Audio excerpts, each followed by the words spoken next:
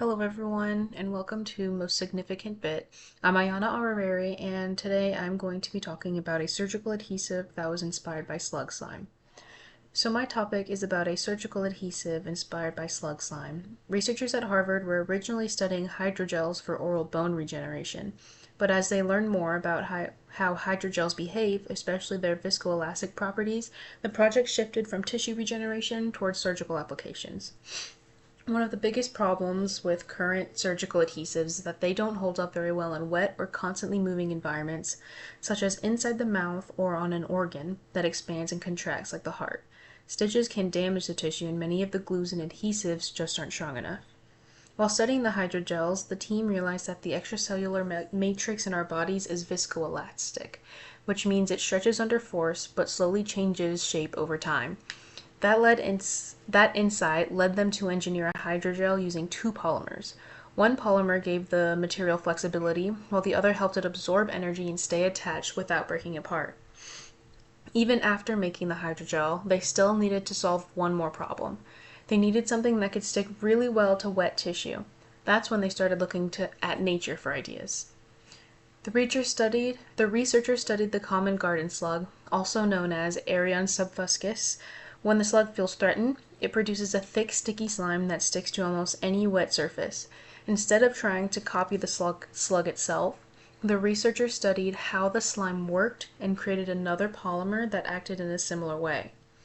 When they combined the hydrogel with this slug-inspired adhesive layer, they ended up with a material that could stick to wet tissue while still stretching and moving with the body.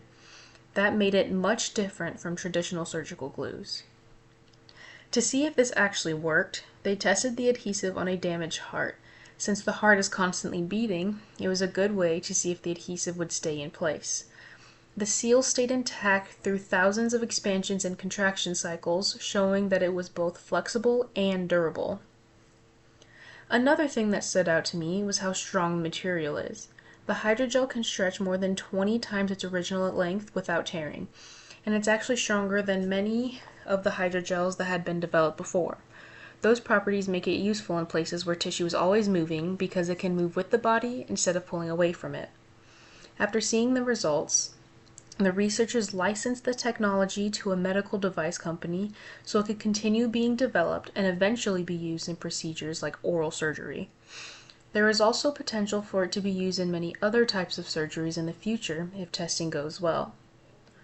One thing I found interesting is that this discovery happened almost by accident. The researchers weren't trying to invent a surgical adhesive at first. They were studying hydrogels for bone regeneration.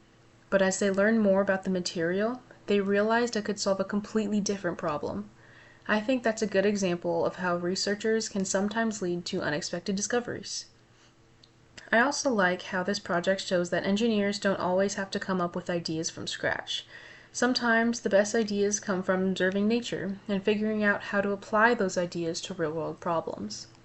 Something as simple as a garden slug ends up inspiring technology that can improve surgeries and help patients heal better. Overall, I thought this was a really interesting example of biomimicry. Before researching this topic, I never would have guessed that slug slime, of all things, could help create a medical adhesive. It really shows that inspiration can come from places you wouldn't normally expect. Thanks for listening to Most Significant Bit. I hope you enjoyed learning about this slug slime inspired surgical adhesive as much as I enjoyed researching it.